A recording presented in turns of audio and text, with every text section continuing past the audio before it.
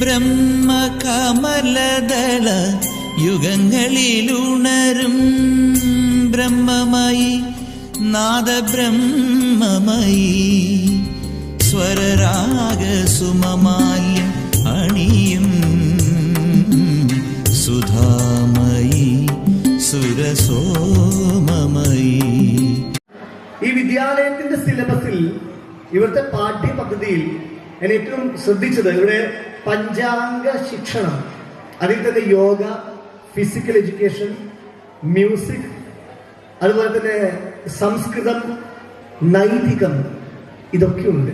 അപ്പോൾ കേവലം കുട്ടികൾ കൂടെ ഇരിക്കുന്നവരോട് മത്സരിച്ച് അവനെ അല്ലെങ്കിൽ അവളെ തോൽപ്പിച്ച് കുറെ മാർക്ക് നേടി കോമ്പറ്റീറ്റീവ് സ്പിരിറ്റിൽ അവർ ഏറ്റവും കൂടുതൽ മാർക്ക് സ്കോർ ചെയ്യുന്നവർ മാത്രമാക്കി ചുരുക്കലല്ല, ഒരു വ്യക്തിയുടെ അല്ലെങ്കിൽ ഒരു വിദ്യാർത്ഥിയുടെ ആന്തരികമായിട്ടുള്ള മൂല്യങ്ങളെ, ഇന്നർ പേഴ്സണാലിറ്റിയെ കൃത്യമായി കണ്ടെത്തി ഗ്രൂം ചെയ്ത് മൗൾഡ് ചെയ്ത് അവരെ കൂടുതൽ സമുന്നതരായിട്ടുള്ള വ്യക്തികളാക്കി മാറ്റുവാനുള്ള ഒരു പ്രക്രിയയാണ് ഈ സരസ്വതി ക്ഷേത്രത്തിൽ ഇതുപോലെയുള്ള വിദ്യാലയങ്ങളിൽ കണ്ടുവരുന്ന പഠന സമ്പ്രദായം. അത് ഇന്നത്തെ കാലത്തിന്റെ ആവശ്യമാണ്. ഇന്നത്തെ കാലം എന്ന് പറയുന്നത് അത്ഭുതം തോന്നിപ്പിക്കുന്ന, അതിശയം ജനിപ്പിക്കുന്ന, നമ്മളെ ആശ്ചര്യപ്പെടുത്തുന്ന ഒരു അവസ്ഥയിലൂടെയാണ് കടന്നു പോകുന്നത്. കേട്ടാൽ നമുക്ക് വിശ്വസനീയമായി തോന്നില്ല, വിസ്മയകരമായി തോന്നും. ഇതുപോലെ 7ാം ക്ലാസ് വരെയൊക്കെ പഠിക്കുന്ന സ്കൂളുകളിലൊക്കെയുള്ള കുട്ടികൾ മയക്കുമരുന്നിന് അടിമപ്പെടുന്ന പിഞ്ചു കുടുംബങ്ങൾക്ക് അറിയില്ല, അവർക്ക് എന്തോ ഒരു മുട്ടായിയോ മരുന്നോ കിട്ടുന്നു, അവരത് കഴിക്കുന്നു. അവരുടെ ബ്രെയിനെ, അവരുടെ തലച്ചോറിനെ, അവരുടെ ചിന്തകളെ, ആലോചനകളെ, ഭാവനകളെയൊക്കെ ഇത്തരം മയക്കുമരുന്നിന്റെ ലഹരിയുടെ ഉപയോഗം കൊണ്ട്, അതിന്റെ ഉപഭോഗം കൊണ്ട് അവരുടെ സർഗാത്മകതയെ നിർവീര്യമാക്കിക്കൊണ്ട് അവരെ നിർജീവമായിട്ടുള്ള വ്യക്തിത്വമുള്ളവരാക്കി മാറ്റുന്ന വിധത്തിലുള്ള ദ്രോഹപ്രവൃത്തി ചെയ്യുന്നവരുണ്ട് ഈ ചുറ്റുപാടിലും. അവരെ നിയന്ത്രിക്കുവാൻ എത്രത്തോളം സാധിക്കുന്നു അറിയില്ല. അവിടെ രക്ഷിതാക്കൾക്ക്, അധ്യാപകർക്ക്, അനധ്യാപകർക്ക്, വിദ്യാലയങ്ങൾക്ക് ഇന്നത്തെ കാലത്തിൽ ചെയ്യാനുള്ള വളരെ വലിയ ഉത്തരവാദിത്വമുണ്ട്. ആ ഉത്തരവാദിത്വം കുറെ മാർക്ക് വാങ്ങിക്കൽ മാത്രമല്ല, മാർക്ക് വാങ്ങിക്കണം, ഏറ്റവും നല്ല അക്കാദമിക് റിസൾട്ട് ഉണ്ടാവണം. അതിനോടൊപ്പം കുട്ടികളുടെ ആന്തരികമായിട്ടുള്ള കാഴ്ചകളെ, കാഴ്ചപ്പാടുകളെ കണ്ടെത്തുക. ഒരർത്ഥത്തിൽ ഭാരതീയ സംസ്കൃതി ലോകത്തിന് സംഭാവന ചെയ്തതും അത് തന്നെയാണ്. നമ്മൾ പൂർവ്വസൂരികളായിട്ടുള്ള മഹർഷിമാർ, ഋഷിശ്രേഷ്ഠന്മാർ തപസ്സിലൂടെ, ധ്യാനത്തിലൂടെ, യോഗയിലൂടെ, മനനത്തിലൂടെ, മെഡിറ്റേഷനിലൂടെ ആർജിച്ചെടുത്തത് അത്രയും ആന്തരികമായ ശക്തിയാണ്.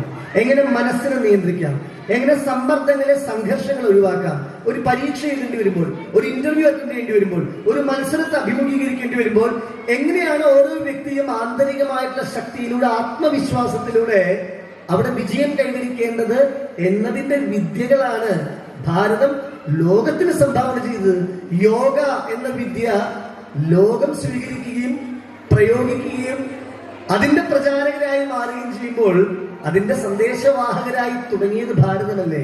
അതിന് എത്രയോ വിദ്യകൾ ഇപ്പോൾ ഇവിടെ ഈ പറയുന്ന യോഗയിലും, ഫിസിക്കൽ എഡ്യൂക്കേഷനിലും, സംഗീതത്തിലും, സംസ്കൃതത്തിലും, നൈതികത്തിലും ഒക്കെ നമ്മൾ ഈ വിദ്യാലയം മറ്റു വിദ്യാലയങ്ങൾക്ക് മാതൃകയായി കാണിച്ചു കൊടുക്കുന്നത് ഇത്തരത്തിലുള്ള ഗുണകരമായിട്ടുള്ള, ആത്മീയമായിട്ടുള്ള, ആധ്യാത്മികമായിട്ടുള്ള പശ്ചാത്തലം കൂടെ ചേർത്ത് വെച്ചുകൊണ്ടുള്ള വിദ്യാഭ്യാസ സമ്പ്രദായമാണ്. അതേറെ അഭിനന്ദനീയമാണ്. സംസ്കൃതം, മനോഹരമായ മധുരതരമായിട്ടുള്ള ആ ഭാഷ പഠിക്കുവാൻ, പഠിപ്പിക്കുവാൻ വിദ്യാലയങ്ങളിൽ എത്രത്തോളം താല്പര്യമുണ്ട്. ഇന്നിവിടെ പ്രാർത്ഥനാ സ്തുതികളിൽ യാ കുന്ദേന്ദു തുഷാരഹാരധവളാം, യാ ശുഭ്രവസ്ത്രാവൃതാം, യാ വീണാവരദണ്ഡ മണ്ഡിതകരാം, യാ ശ്വേതപത്മാസനാം എന്ന അക്ഷരദേവതയെ വന്ദിച്ചുകൊണ്ട് ഒരു ചടങ്ങ് ആരംഭിക്കുന്നതിനോളം ശ്രേഷ്ഠമായിട്ടുള്ള എന്ത് കാഴ്ചയാണ് ഇന്നൊരു വാർഷിക ആഘോഷത്തിൽ കാണാൻ സാധിക്കുന്നത്?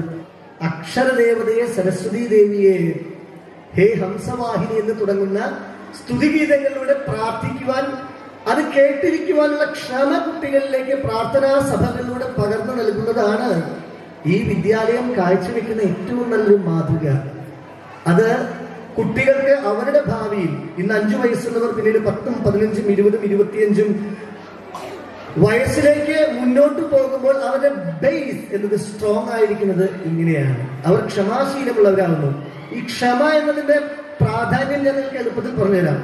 നമ്മൾ വീട്ടിലിരുന്ന് 2.5 മണിക്കൂറൊക്കെ ദൂരദർശനിലും പിന്നീട് ചാനലുകളിലും സിനിമ കണ്ടിരുന്ന അത്രയും ക്ഷമിച്ച് മുഴുവൻ സമയത്ത് കാണാൻ പറ്റുന്നില്ല. ഒരു ഷോർട്ട് ഫിലിം 5 മിനിറ്റിന്റെ കണ്ടാൽ അതൊന്നും ഇരുന്ന് ഒറ്റയടിക്ക് കാണാൻ പറ്റുന്നില്ല. കാരണം 30 സെക്കൻഡ് ദൈർഘ്യമുള്ള സ്റ്റോറീസും സ്റ്റാറ്റസുകളും റീൽസും കാണുവാൻ പോലും അക്ഷമരാകുന്ന അവസ്ഥയിലേക്ക് നമ്മുടെ മനസ്സ്, കുട്ടികളുടെ മനസ്സ് മാറുന്ന അതിവേഗതയുള്ള സാങ്കേതിക തികവ് എന്ന് നമ്മൾ വിശ്വസിക്കുമ്പോഴും സാങ്കേതികത്വത്തിന്റെ സ്വാധീനത്താൽ അളവ് മാറിപ്പോകുന്ന ഒരു അവസ്ഥയിൽ ജീവിക്കുമ്പോഴാണ് ഒരു 20 മിനിറ്റ് ഇവിടെ ഒരു പ്രാർത്ഥനാ ഗീതം ചൊല്ലുമ്പോൾ ശ്രദ്ധാപൂർവം ഓരോരുത്തരും അത്രയും അർപ്പണ മനോഭാവത്തോടു കൂടി ഇരിക്കുന്നത് വലിയ കാര്യമാണ്. കുട്ടികളെ, അവരുടെ മനസ്സിനെ, അവരുടെ കൗതുകങ്ങളെ, അവരുടെ കളിചിരികളെ, അവരുടെ കുറുമ്പുകളെ കൂടുതൽ സൂക്ഷ്മമായിട്ട് ശ്രദ്ധിക്കുവാനും കാണുവാനും കേൾക്കുവാനും അവരുടെ കളിക്കൂട്ടുകാരായി മാറുകയാണ് നമ്മൾ ചെയ്യേണ്ടത്. പലപ്പോഴും അധ്യാപകരും രക്ഷിതാക്കളും വളരെ പക്വമായിട്ടുള്ള തലത്തിൽ നിന്നുകൊണ്ട് നിർബന്ധങ്ങളും ശാസനങ്ങളും നൽകി അടിച്ചമർത്തുവാൻ, അനുസരിപ്പിക്കുവാൻ ശ്രമിക്കുന്നിടത്തല്ല ബാല്യം ഏറ്റവും നല്ല രീതിയിൽ മൗലികമാവുന്നത്. നമ്മൾ അവരിലേക്ക് ഇറങ്ങി വരികയും അവരുടെ കുറുമ്പുകളോടൊപ്പം ചേരുകയും അവരെ നല്ലതും ചീത്തയും പറഞ്ഞ് പഠിപ്പിച്ച് മനസ്സിലാക്കുകയും അവരെ ഏറ്റവും നല്ല മികച്ച വിദ്യാർത്ഥികളും വിശ്വപൗരന്മാരുമാക്കി മാറ്റുവാൻ സാധിക്കുന്നതാണ്. അവരുടെ പ്രതീക്ഷകൾക്കൊപ്പം, അവരുടെ പ്രതിഭയ്ക്കൊപ്പം, അവരുടെ പ്രയത്നത്തിനൊപ്പം, അവർ നേടേണ്ട പ്രസിദ്ധിക്കൊപ്പം നമ്മൾ കൂടെ ചേർന്ന് നിന്നുകൊണ്ട് ഈ വിദ്യാലയാന്തരീക്ഷം നൽകുന്ന പോസിറ്റിവിറ്റി, ഈ ഒരു പ്ലസന്റ് ഫീൽ, അതിലൂടെ ഏറ്റവും മികച്ച തലമുറയെ വാർത്തെടുക്കുവാനുള്ള നിങ്ങളുടെ എല്ലാ ശ്രമങ്ങൾക്കും എൻ്റെ ഹൃദയം നിറഞ്ഞ ആശംസകൾ അറിയിച്ചുകൊണ്ട് ഈ ചടങ്ങ് തുടക്കം കുറിക്കുവാൻ സാധിച്ചതിന്റെ സന്തോഷം കൂടെ പങ്കുവെച്ചുകൊണ്ട് വാക്കുകൾ ചുരുക്കുന്നു. നന്ദി, നമസ്കാരം. ബ്രഹ്മകമലദള യുഗങ്ങളിലുണരും ബ്രഹ്മമായി, നാദബ്രഹ്മമായി, സ്വരരാഗ സുമമായി